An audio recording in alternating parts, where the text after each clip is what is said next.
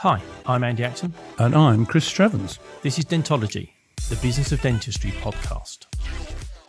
It's always fascinating when you speak to people and they have various elements to their lives and you kind of ponder on what you think will be the important bit. But talking to Alex and Tim, that outreach work they do, it's deeply important to them, isn't it? Well, I tell you what was interesting was the fact of it's brilliant, but also so close to home. You know, what were they saying? An hour from Austin, which is, you know, one of the most affluent towns, to then have to provide that outreach only an hour away. Oh, yeah. It's just and I think it's going to be interesting for the majority of our listeners are in the UK to hear about a paediatric group, but also just how paediatrics is delivered, the approach to it, and just the scale of paediatric dentistry in the US. It's a huge market. It's huge. I loved also the fact that their core value is providing good quality care. So as Tim says, he could easily shave a couple of percent off the costs and add it straight to bottom line, but Alex won't, because she says that's not the best thing to do, and I think that's brilliant.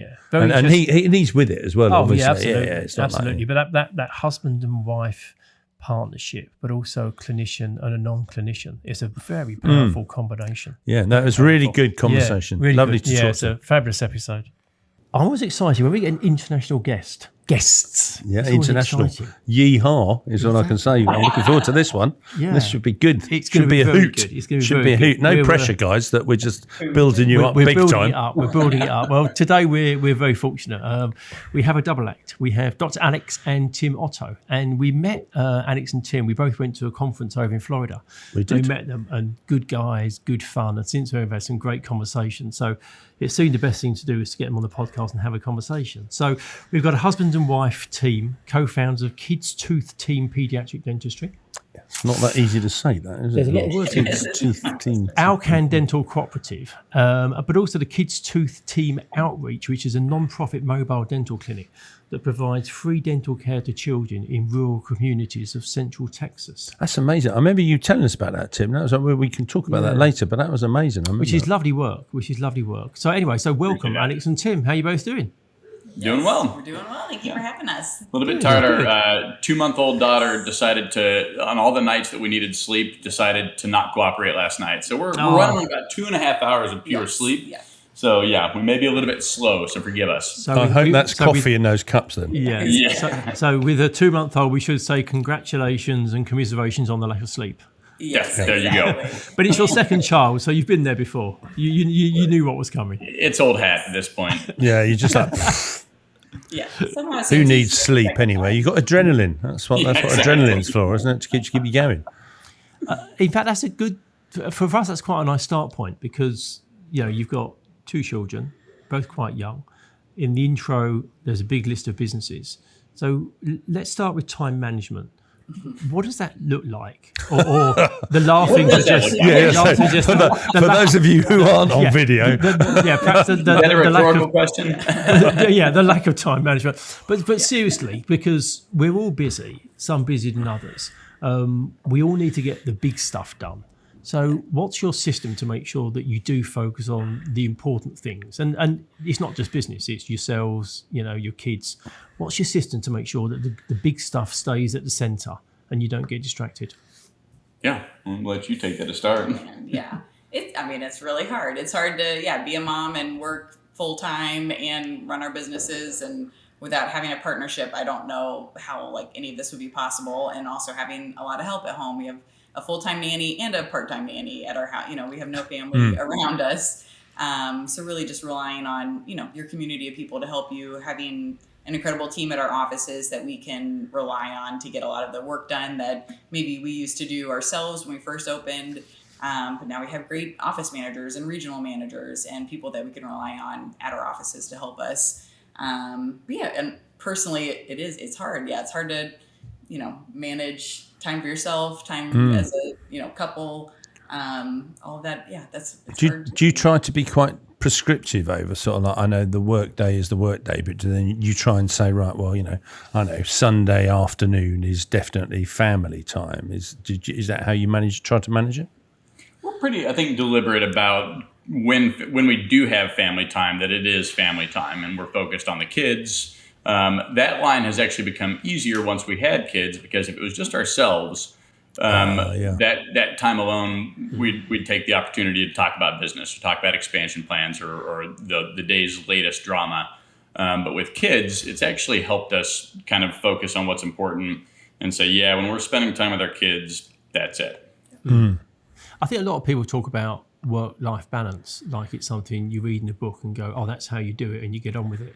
But it's a myth, isn't it? It's a lie. And I think it also changes week by week, month by month. Like some weeks or months, you're literally just doubling down and working hard and not much else gets done.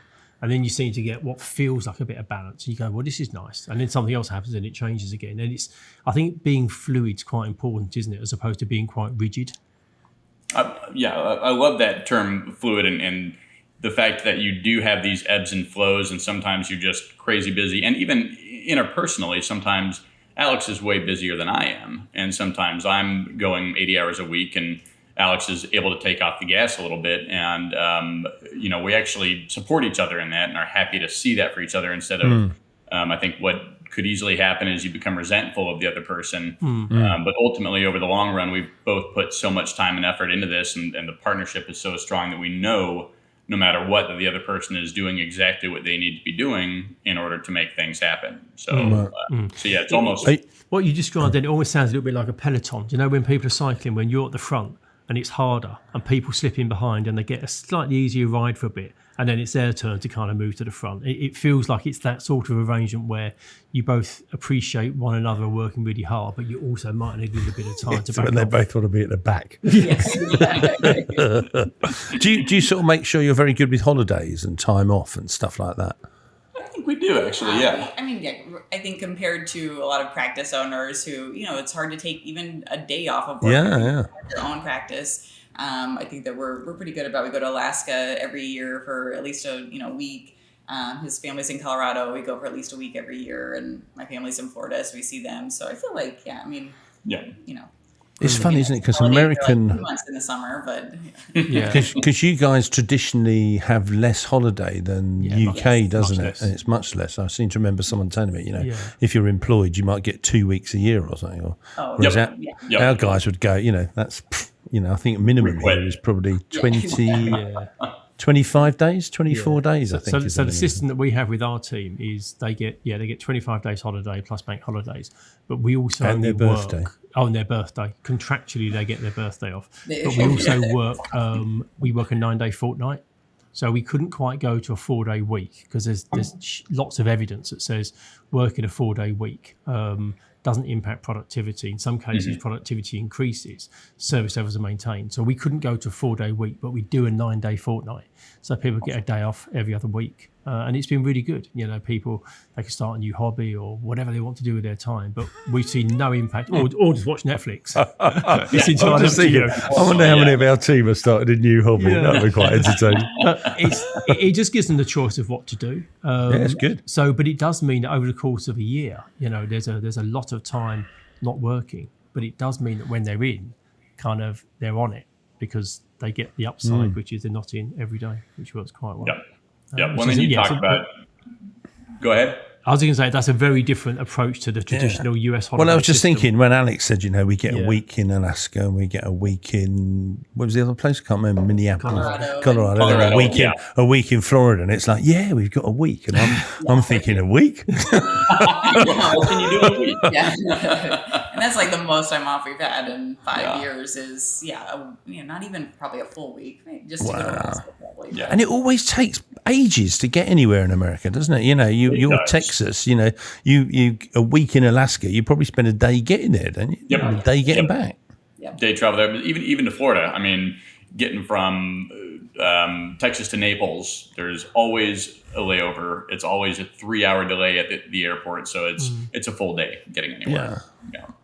But you talk about the trying to change that narrative a little bit, so and building the culture that we want to create, and having a team that's willing to support us and allow us to take time off to have kids and build a company and expand beyond our borders.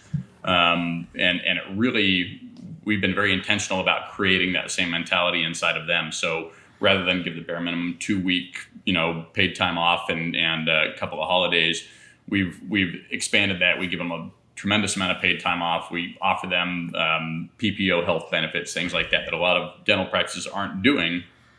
And yeah, does it cost you more on the balance sheet? Does it cost you more on the profit and loss statement? Sure.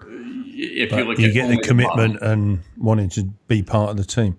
How do you recruit? I mean, how do you sort of recruit people? Do you sort of advertise, or I mean, is it people you know, or do you put them through we were talking to someone earlier on today about the recruitment process that over the years we refined, which is basically we have a coffee and then we find out way more about them than in a formal interview. And I'm just wondering how you guys do it.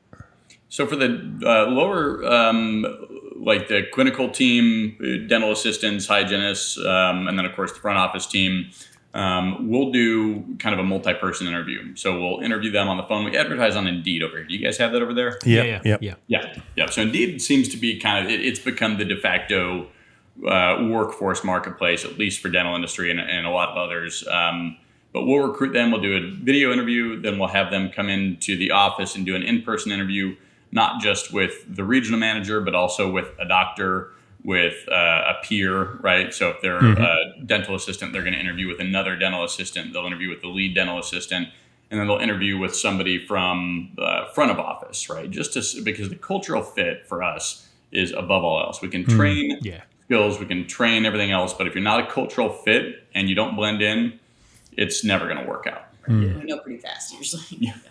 We love it when people quit after 2 days. Yeah. Because it's like, But I think that's the best thing that could happen. But also, I think if you've got a good culture, the tribe reject them because they just don't It's fit. The team are like, this person's not one of us. Like, it's not going to work, and it's horrible for the team, but also it's horrible for the team member. Yeah, and they just need to be happy somewhere else because they just don't fit your way of working. There's nothing necessarily wrong with them, is there? Just not the people for you. Exactly. Exactly. I think that goes up at every level, even doctors, I mean, we know instantly, like, are you a good culture fit for our practice and how, just fit in with how we're doing things. Yeah. And what's recruitment like in the US? Because it's quite tricky here sometimes. Yeah, for doctors, it's really hard. I mean, harder even because we're a specialty practice. So in the States, you have to go to, 2 more years of school to be a pediatric dentist. Some of them are 3-year programs. And so there's a select group of individuals that are pediatric specialists, which is what we hire. And so, in Texas, there's 3 programs and they only have a certain amount of students. So you kind of recruit nationally for any position that you have open. And it's, that's more word of mouth and who you know and the connections. Wow. There's still some places that you advertise online in the States, like the Academy of Pediatric Dentistry and some of the state associations. But doctor recruitment is definitely, can take 6 to 8 months to, find a new doctor and get someone who's a good fit. And then in the States too, to get credentialed with some of the insurance companies, that's a 4 to 6 month process. So you really almost need to know like a year in advance if you need a doctor because it's going to take that long. That's a long old time. And get them on board. And is there, I don't know, is the split, because in the UK, there's way more women qualifying than men in dentistry. And is that similar in the US? And then because you have to do this extra qualification, and I don't know why my head's going in this way, but are most of them women who do that or men, or is it a mixture? It's pediatric. There's been a shift over the past 10 years where the majority, I think 60% of pediatric residency graduates today are female. Right. And 20 years ago, it was 80% male. So that's seen a seismic shift.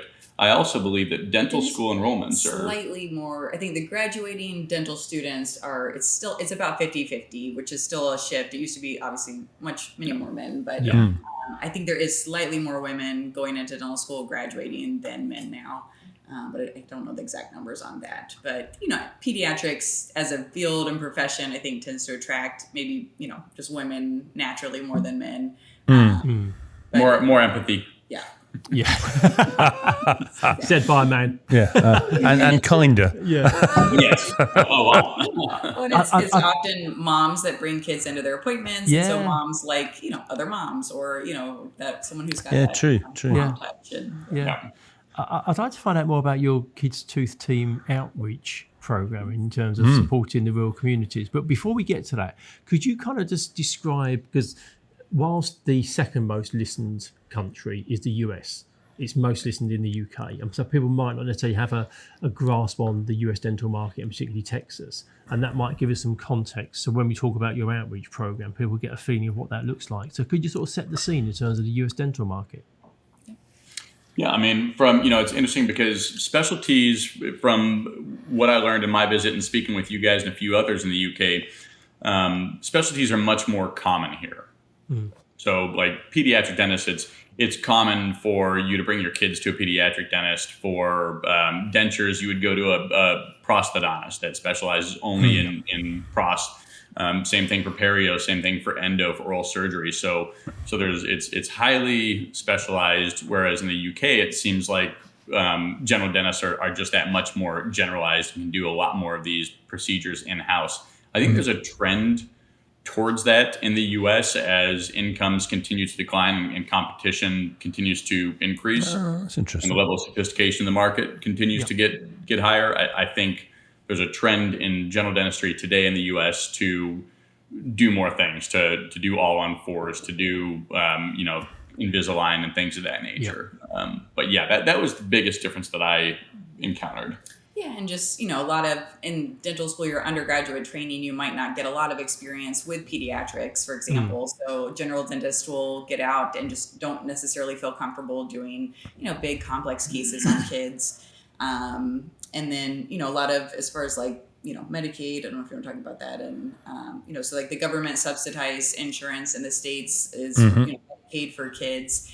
And a lot of dentists won't accept that because it's just a low reimbursement. There's a lot of just like hoops to jump through to get approved for it, which is counterintuitive. You would think, the government wants people to accept this insurance. They would make it easy to get credentialed with Medicaid, but it's a really complicated process. And so because of that, a lot of specialists and a lot of general dentists just don't accept Medicaid. So these low-income kids just don't really have a place to go. They can go to a community healthcare clinic, but there's probably going to be a general dentist there that doesn't necessarily feel comfortable seeing children, especially if they have 20 cavities on all 20 of their primaries. And so a lot of times they'll go and just maybe not get the care that, that they could get in maybe somewhere else. So, well, then just another, from an overarching general comment, I think the state of the business of dentistry in the UK seems to be about 15 years behind the US, right? I mean, we've got DSOs in the US, we've got corporate model in the US, we've got really sophisticated business people owning dental practices now and kind of steering the course of dentistry. And that's been a force that's been at play for the past 10 to 15 years here. So it's really changed the landscape from a competitive standpoint, from a marketing standpoint, from a patient retention and attraction standpoint. And from what I understand, the UK is starting to move that direction, which has massive implications for not only how you practice clinically, but how you run a business. Yeah, and I think you're right. I think so we have dental corporates, you have DSOs. They're kind of interchangeable words, but historically we had very few but quite large corporate DSOs, whereas in the last probably 5 to 7 years it's become a much more popular model. I think the challenges is that it very much hangs around the availability of finance, so primarily PE money. And because that tends to come in waves and can be cyclical, it can have impacts for, you are very driven by financial markets. So if the financial markets are in your favour, you get great growth opportunities. If those financial markets that perhaps like they were last year, because inflation in the UK was so high, falter, that can impact your plan. So there's an external force that really does heavily influence how those businesses move, compared to a business that has control of its own financing and its own financial structure, and they're much more nimble because they can grow in the style that they want. But it's interesting to see. So what you were just saying, Alex, about the need amongst kids, was that the thing that kind of sparked you to start your own outreach program? Yeah, it actually originated when we were living in Alaska. So I did my pediatric dental residency in Alaska. I worked at the Alaska Native Medical Center, where they only treat Alaska Native children. And living and working there, we realized, these true geographic barriers to care. Like these kids would, be in the villages in Alaska. They would fly them into Anchorage. We would do all their dental work, typically under anesthesia, and then we'd fly them back the next day.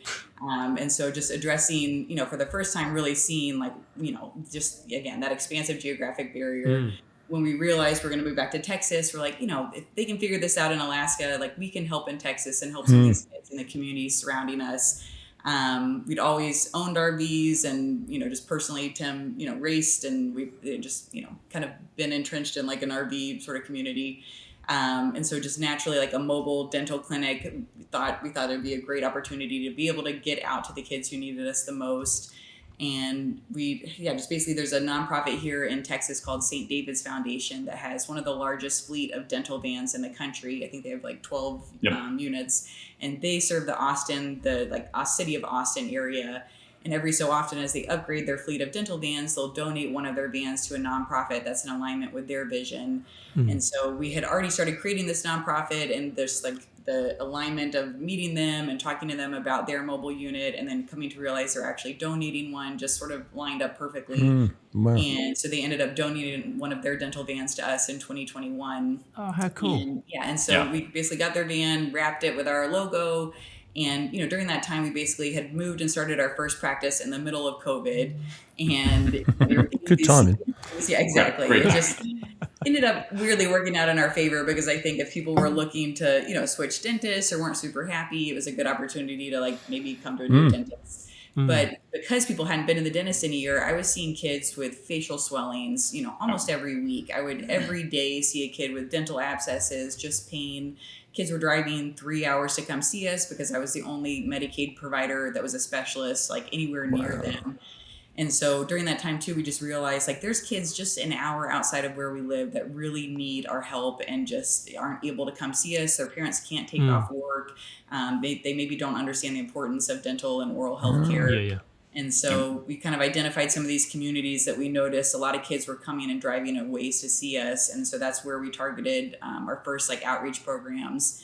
And so we partner with local elementary schools, and they help us get all the consents from parents. And so we go park the van at a school, and the kids come on the van. We do exams, cleanings. I'll do extractions. We do crowns. Whatever we can do on the van for them. Fully equipped, two operatories. So it's got a pano, it's got 2 wall units, it's got a sterile lab, it's got nitrous, full compressor and bag system. It's really pretty impressive what you can fit into Is this kind of like RV size? Is that what it's a 40-foot long RV. It's massive. Wow. Yeah. It is bonkers, isn't it, when you think about it? You sort of imagine that in Africa.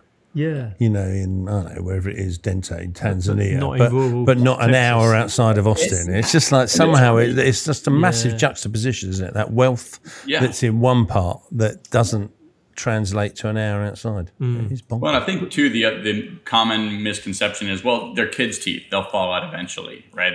You talk about a cavity or two, right? I was giving a presentation to a rural health community symposium and showing them pictures of actual cases that Alex sees, where the entire mouth, 20 teeth, black, rotted out to the gum line. Like severe dental disease an hour away from one of the most affluent communities in the world. Yeah.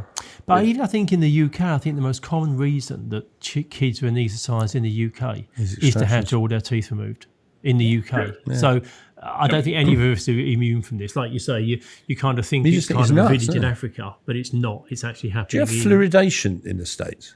It's funny you say that. Most do, but our specific community, which we didn't realize until we moved here, does not have fluoride in the water. And so, fluoride, it's, the American Dental Association wholeheartedly supports fluoride in the water. It is the most cost-effective public health measure to prevent decay. But there are some communities you can choose on a local level if you want fluoride in the water. And so, like, for example, in our community, there's just someone who stands up every year and says, fluoride's bad, don't do this. And so there's no fluoride in our water, which I think is a huge reason that I was seeing this kind of decay in our kids and community. And, the misconception about nutrition and sugar and, literally donuts are a food group in Texas. Like, kids, so many donuts. Sugar, fat, carbohydrates, donuts. And parents' misconception of like, well, they're organic fruit snacks. Well, I'm like, well, organic sugar is still sugar. Yeah. So I think there's just this like misconception about what is good food to eat, and I bet someone's trying to get it reclassified as a protein somewhere. Yeah, exactly. Like, well, there's a hot dog in this donut, so It's got to be okay. Exactly. They are delicious. So don't get me wrong, but Wow. Yeah. not every day. Yeah. Alex, obviously, Tim is not clinical and joined you in the business. Would you classify yourself as a clinician or a business person? And could you do what you're doing without Tim? How does that? And how did you get him on board? Yeah, how does that sort of fit together? That whole thing. Yes. Definitely, I consider myself a clinician. I've learned so much more about the business, doing this with Tim. But Tim, Yeah. the best thing about being in a partnership like this with your spouse, who has an international MBA and degrees in finance and management, is that you can completely trust them to take over that side of the business and the practice, which, I think other people who maybe like hire an office manager or have someone just in their single location practice, you can't instill that level maybe of trust that I have in Tim to not just like run the operations, but have the overall, business vision for our practices and our companies that, that just most dentists don't have. We don't go into dentistry because we have a business mind, and that's not necessarily something that interests a lot of dentists. And so, a lot of us in the States will have like a practice management course, but it's like, it's useless. It's, design your dream practice, and then that's all that you do in the course. Right. Okay. And so, I definitely consider myself a clinician. When we were talking about maybe doing what we're doing together 10 years ago, I sat Tim down and I poured him a big glass of bourbon. I love this story. It's superb. Him sit and listen to a presentation that I made him. An actual PowerPoint presentation, Yeah. like a 10-slide, full-blown PowerPoint It presentation. was a Prezi, which I don't know if you guys ever had Prezi. It's not in the States anymore, but it was a Prezi. It was a fancy PowerPoint. And what were you actually selling to Tim, Alex? What was it? Can I just ask a question? Did you stand up to give it? I literally think I did. Yeah, I was like, I feel more comfortable. Just you can't talk Have until the I'm clicker in her done. hand. Was it on a big screen or something? 'Cause, Tim has a tendency to talk while I'm talking. So I'm like, you're not allowed to talk while I'm giving this presentation. Let me get through this. Oh, is that why you gave him the big, large bourbon or whiskey or whatever it is? Exactly. Ah, sensible, clever. Yes. Yeah, because at the time he was in corporate America, I was working at a corporate dental office, and I had been practicing for 5 years as a general dentist. So we'd been out, we had an established life.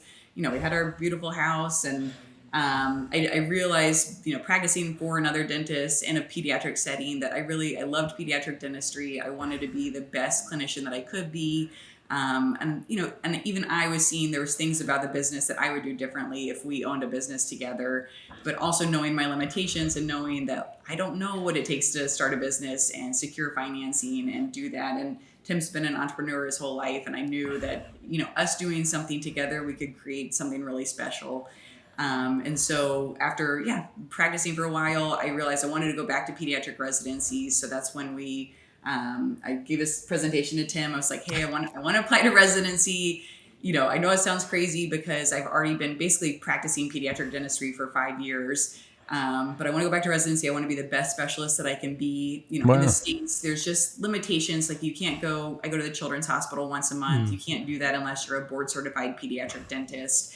The community sort of, parents know if you're a specialist or not. So it's, to own your own office as a, pediatric dentist. You need to have it. You really have to have your specialty certificate. And so to Tim, I was like, I want to go back to residency so I can do this so that we can then start these practices together. And, Well, I think that's a big point too is, and it's a great question for you. Would you have gone out with a mindset by yourself of starting 10 pediatric practices? No, absolutely not. Yeah, I would have, if it was just me, I think I could have probably figured out one practice. Now looking back at it, it would have just been me working myself to the bone every day to like make it what I wanted it to be. And I'd eventually figure it out, but it would have taken a lot longer. It wouldn't have been as sophisticated and we wouldn't have been able to grow and scale nearly to the degree that, we were able to because of Tim. Your parents, Alex, are they business people, or so did you have any sort of push there, or it was just the fact of you just thought, oh, okay.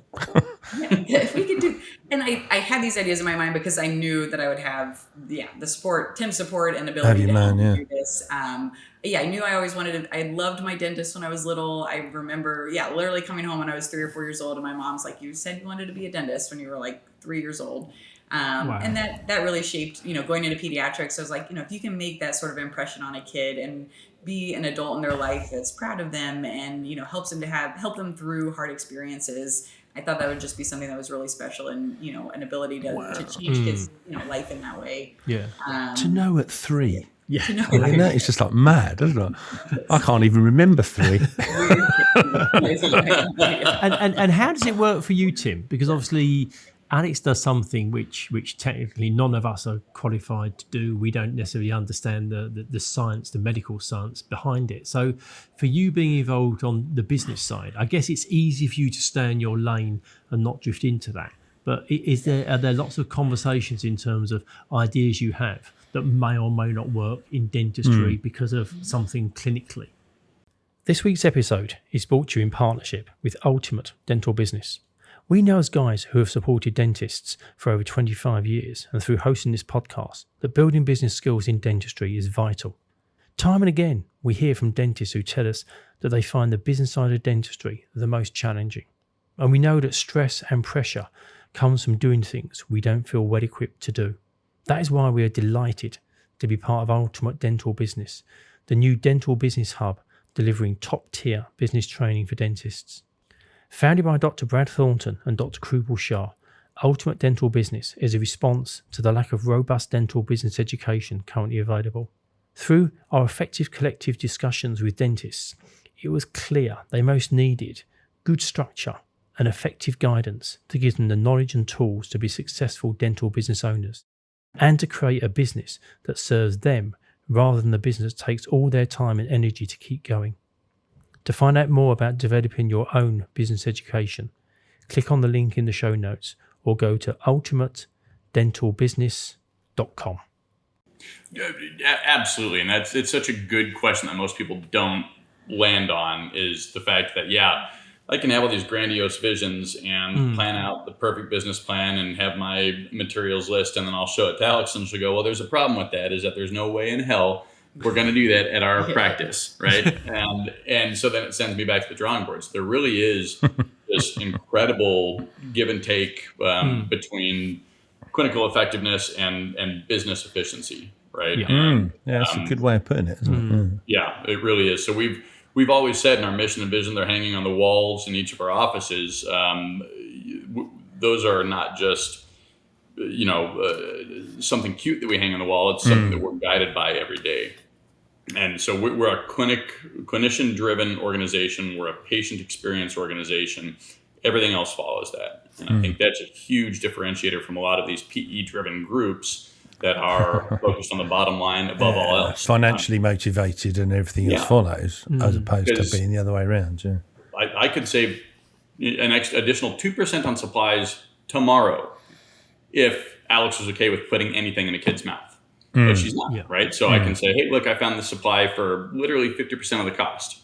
But it's not Equiaforte, it's a cheap knockoff brand, and she's not confident. So we're just not going to do that, right? And so those kind of differences are really what creates such an incredible partnership. And, Tim overhears how I present a treatment plan, or, it's just really nice to get his business perspective on just true. stuff like that. It's like you're maybe confusing parents by offering them 4 different options. I think just hearing his perspective on, or when she first, I love telling this story. So we moved into our new neighborhood. We're opening up a brand new practice. We don't have 2 nickels to rub together, and we're trying to make it work. We're a couple of weeks away from opening, and this lady walks by with pushing her kid in a stroller, and she says, "Hey, new neighbors, welcome to the neighborhood." And Alex says, "Oh, hi. Well, what do you do?" "Well, we're opening up a new pediatric dental practice."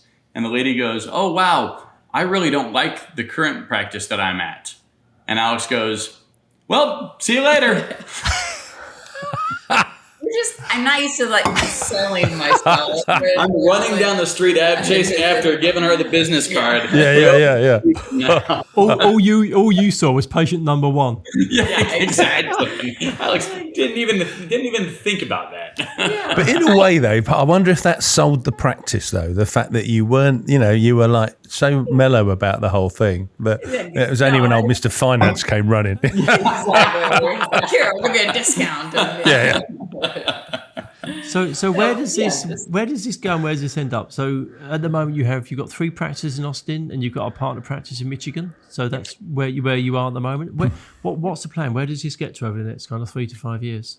Yeah, so that's I think where Alcan Dental Cooperative comes into play. So we've built out this organization as we've scaled our own practices to really fill a market need. Right now in the U.S., probably very similar to the U.K., it's you either go it alone and really have to make all of these decisions and have to run the business on your own, or you have to sell your soul to a private equity firm or a large corporate DSO. Yeah.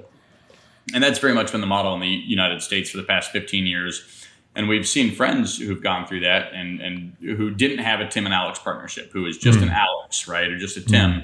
By themselves trying to do everything and didn't want to lose control of their practice, but didn't really have any other options. Yeah. So we created Alcan Dental Cooperative as an alternative to a DSO we call it a dental partnership organization, where we come in and we do all the administrative functions. We do the HR, the accounting, the payroll, all the non-clinical aspects of dentistry that dentists really don't know how to do or learn how to do. We're pediatric specific, so we know the ins and outs of pediatric. We don't work in general dentistry or prosthodontist, so we know how to run an efficient practice clinically. We have a cohort of like-minded doctors that work together to improve patient outcomes. So we see that growing to 50 plus locations over the next 5 years. Wow, brilliant! And do you take equity in those businesses, or? We take a very small percentage of equity, and that's the biggest differentiator between us is you talk to most of these DSOs and the PE groups behind them are going to require majority equity, right? Yeah. At which point, if they decide to sell, you're along for the ride. There's nothing that you can do. If they decide to make a decision, you don't have the say in that. We take the old dragon tag, isn't it? Yeah. Yep, exactly. And allow clinical autonomy, which, I think all the DSOs say, sure, you can practice however you want, but then they come in and they force you to change to all their materials. But you can't use that composite. Exactly. Yeah, within limits. So the Alcan Dental Cooperative thing is a lot of fun. We're going to be up at AAPD. Actually, I'm leaving for Toronto this afternoon. So we're doing a lot of trade shows and things like that, and have just had a tremendous amount of interest in it. So we're looking forward to expanding that. There's the education platform that we're getting ready to start rolling out, which is going to be say the training stuff that you showed us was brilliant because it was really good because it was non-judgmental, which I think is always helps, doesn't it? Because people can sometimes put their own little personalities in, but I love the way it was designed, and it's very clever and very slick. Yeah. So we're super excited about that, and then continue to grow. I will say, and I never in a million years would have thought that I would end up in dentistry, let alone pediatric dentistry, as my career. The most rewarding part of the career, though, is the outreach program and getting to go on the van, and see these kids' faces light up, because we go back to these sites every 6 months. Right. And so these kids are literally like running out to the van, big smiles on their faces because they get to see the dentist on a bus. How cool is that? Right. Wow, that is the most rewarding part of my career. So that'll be a part of what we do forever. And will you do that? Is part of the growth plan to try and make sure that your partners do something similar? So do you sort of say to them, right, guys, you've got to go and find yourself a big RV and off you go? We maybe aren't going to make them do something that crazy because it's a tremendous amount of work. But no, I mean, one of our core values is it takes a village. Yeah. And you have to be, we're so incredibly fortunate, all of us, right? Just the fact that we're on this podcast and, are in the stations of life that we're in, we're ridiculously fortunate. So you have to give back to the community and you have to support wherever you're a part of for this whole thing to work. No, absolutely. You were saying about the training and the education within Alcan. In the UK, there tends to be a tendency amongst clinicians to always go for another clinical course over business learning. Is that the same in the US? Do dentists tend to lean more towards the clinical side than business learning? That's a good question. I think a lot of us, after you get to a certain point, it's like, I feel like I've taken all the clinical courses 6 times. I think it's go 2 directions. There's like dentists who kind of like bury their head in the sand and like don't want to deal with the business stuff. There's a lot of educators, public health dentists that don't need to know any of the business, part of dentistry. And so they they don't do that. Yeah. I think it's definitely becoming more popular though to go to the business courses. There's a lot of, organizations that revolve around teaching about the business part of dentistry. There's actually some MBA programs that are now you get your doctorate and your MBA at the same time. So some dental schools are actually offering business classes or MBA programs that are a little bit more sophisticated. But no, I think that if you can do it well and not be a sales pitch, because I think that's in the States too, it's a lot of like consultants or, people who are just trying to sell you something, teaching the business classes. So I think the ones that you actually like get takeaways and are valuable, people really appreciate, but those are harder to find, I think too. It did surprise us, didn't we, when we were, with you guys and the other dentists in Florida. In my head, corporate America, everybody knows exactly what their bottom line is, but so many of those dentists we spoke to, they just didn't have a clue. And it was fascinating. It's exactly the same UK. It was like, oh, hello. It's transferable across the pond. You get money in our bank account. And, yeah. What happens? Oh, it's fine. It'll be good. Dentists make money in spite of themselves, is what Tim always says. It is. It's phenomenal. But I also think you do need to be more business-minded as a dentist today than perhaps 10, 12, 15 years ago. I mean, in the UK, we have the NHS, the National Health Service system, which provides people with access to dentistry. And over the years, that's become harder to access. There's the funding available has been compressed. There has been an increase in private dentistry. And that whole market has kind of forced people to learn more about business because they do need to sell dentistry, which is an unpopular phrase, but it's the truth. Whereas I think in the US, because it's primarily been a private service for many years, it's probably something that's more ingrained in the behaviour of people that own dental practices, dental offices. I think dentists are more respected in the States as well than here. Yeah, I think the United States dentists are just kind of the gold standard internationally, right? Not saying that egotistically, just that's kind of the perception that I have, at least from the outside looking in. But I do think we're kind of migrating more towards your model as you're migrating towards our model, where it used to be every single dentist was taught that as soon as they graduated, they needed to own their own practice and they needed to hang their own shingle. And if you didn't, then you were kind of a failure unless you went into academics. And now there was a report recently, and I can't remember the exact percentage, but over half of dentists are not planning on owning or opening their own practice. They want to work as an associate. They want to have that work-life balance that we talked about. No stress. No stress. They want to go do an 8 to 5 job and go home, because anymore, now you're competing against groups like Kids 2 Team, groups like Alcan, where you can't just hang a shingle up and watch the patients roll through the door. You have to have your marketing on point. You've got to have your accounting and your financing on point. It's true, and you've got to get all that stuff together. How many paediatric practices are roughly in the States? Is there a lot of them? There's 12,000 active pediatric dentists, and I would say probably around 6,000 and that's a very, it could be between 4,000 and 8,000. I can't remember the number, but let's call it 6,000 independent pediatric offices. Wow. That's a big old target for Alcan. But also, to put it into context, in the UK, we have around about 11,500 dental practices in total. So we have as many. So you at your top end, it could be 8,000 paediatric practices. We have 11,500 total. Practices.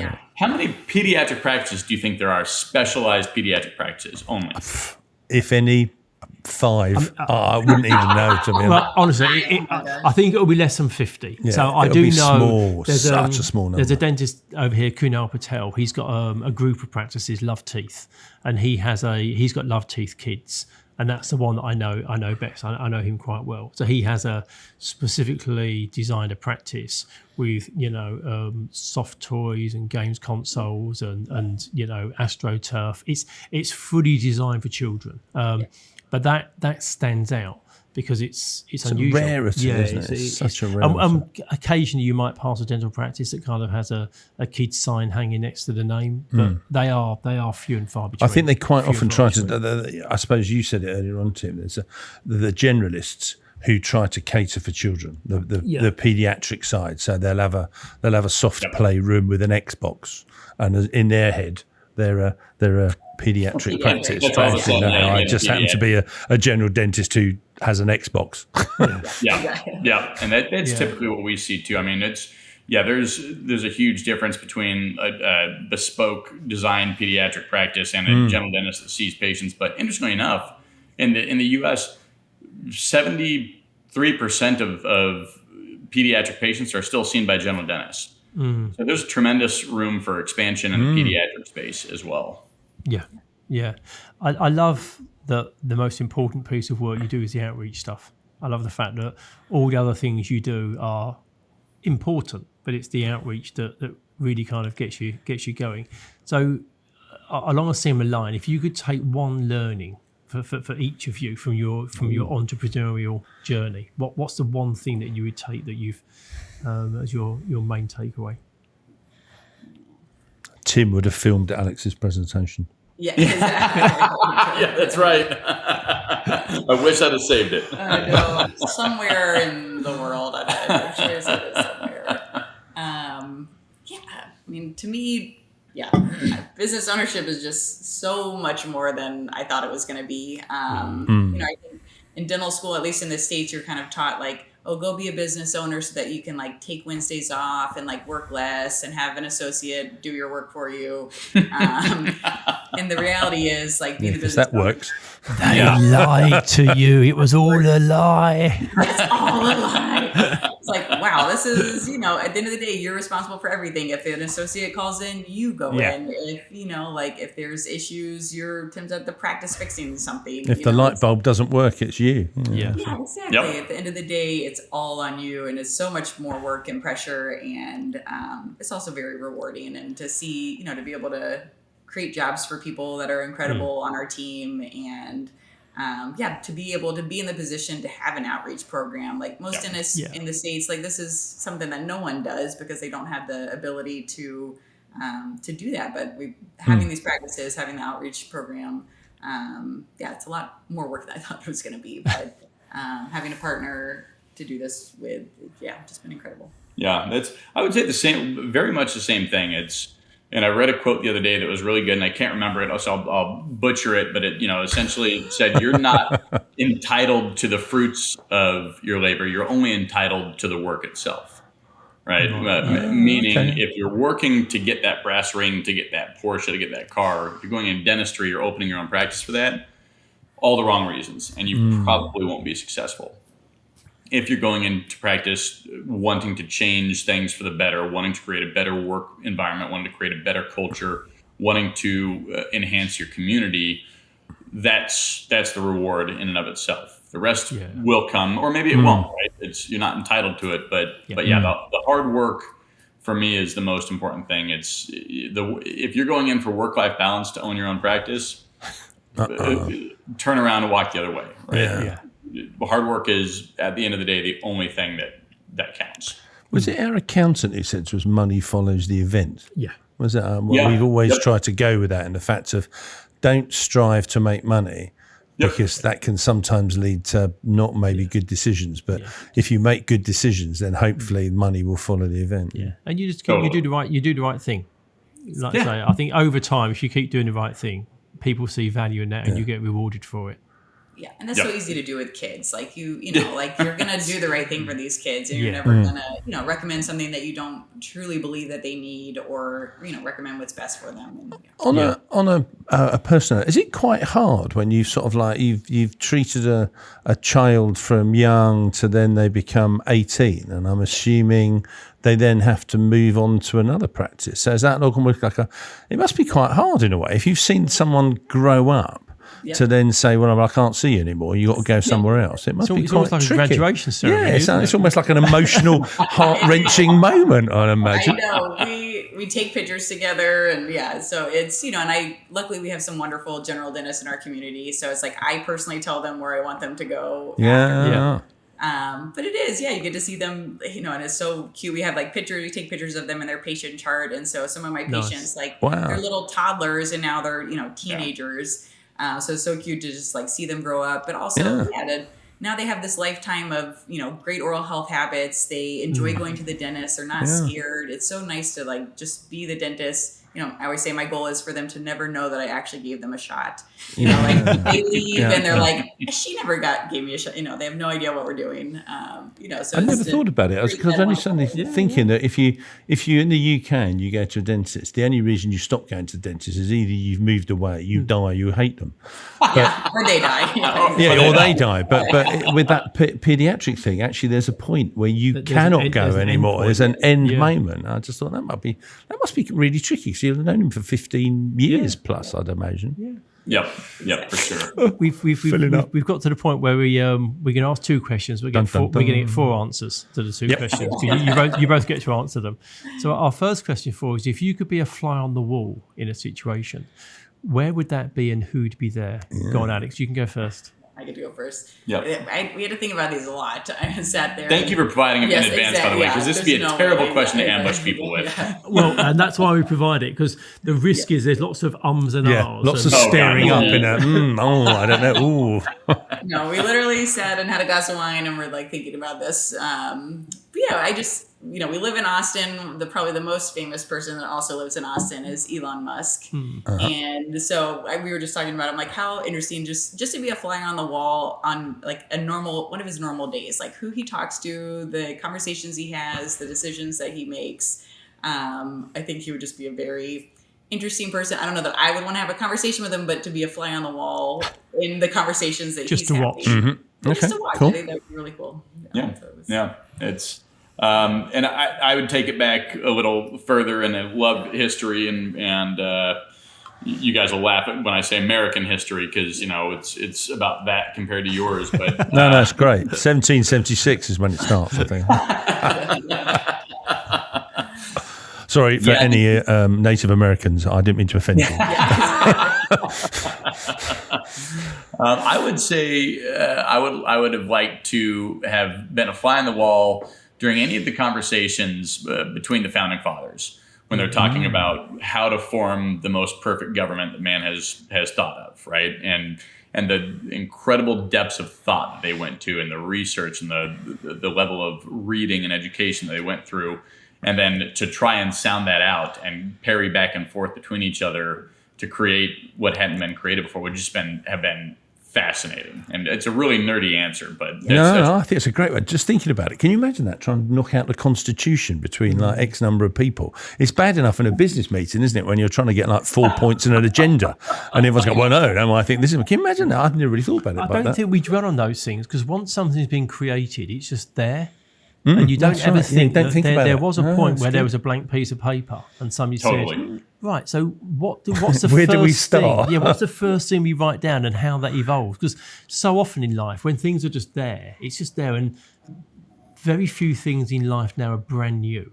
They're evolutions of what's gone before. Whereas when you start something from scratch, like you say, it's just what were those first few conversations? And did you write them down? Sorry, Tim, you got me going now. So did you write them down and then say, well, what order's that then? Yeah. No, I want that as number 2.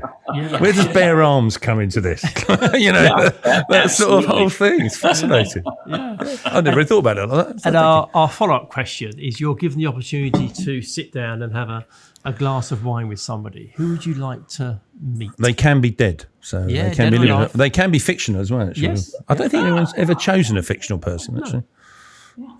Who would you go My with? answer was Walt Disney. As a pediatric dentist, he's someone that you'll see his inspiration just in all of our practices. When I give presentations on culture, I always talk about the Disney sort of philosophy. And I just, think he would be a really interesting man to have met with and had a glass of wine. Yeah. No, great. I mean, he's. I think he doesn't always get the credit that he deserves. I think people see Mickey Mouse and theme parks, but he brought something to the world that had never been seen before. Because prior to that, you had fun fairs where basically you had to pay like ride by ride. And his concept was the family should come together, pay once and enjoy a day out. And that transformed the way that families experienced entertainment together. So, yeah, I don't think he always gets the credit that perhaps he deserves at times. Yep. Just thinking Alex with a big set of ears. Yeah, exactly. Oh yeah, you dress up for all the holidays for the kids. So. Oh, do you? Do you? Do you sort of like, oh, excellent. I suppose it's an entertainment. I mean, I suppose it is, isn't it? I suppose it's children to keep them entertained. That's quite funny. Yeah. Who are you having your glass of wine with, Tim? Another historical American figure, Teddy Roosevelt. All day long, and he's best known for his brashness and being a part of the Rough Riders and being a manly man. But what most people don't know about him is how prolific of a writer he was, and what an incredible scholar he was, and to have those two sides of a coin, right, and be able to coexist together and create a life like he did is just fascinating to me. So that's who I would sit down and have a glass of bourbon with. Brilliant. It's been an absolute joy. Thank you for your time. Really has. We know as business owners, there's lots of demands as we've talked about today. So making time available for us, we're really grateful. And I think, like I say, primarily we've got a UK audience. I think they're going to be fascinated by the work you do, how you position it. And if we inspire people to do a version of their own outreach, that would be an amazing thing as well. Definitely. Yeah, so it's been really enjoyed your time. We've been really looking forward to this, and our first international podcast, and we get along great. Yeah, so we really had a lot of fun today for sure. Thank you guys. Brilliant. Thanks, guys. Thank you. Look after yourselves. Good to see you both. Keep well. You as well. Thank you for listening to this episode of Dentology, where we discuss the business of dentistry. If you like what you heard, please do subscribe where you found this episode. That would be amazing. And also follow us on Instagram.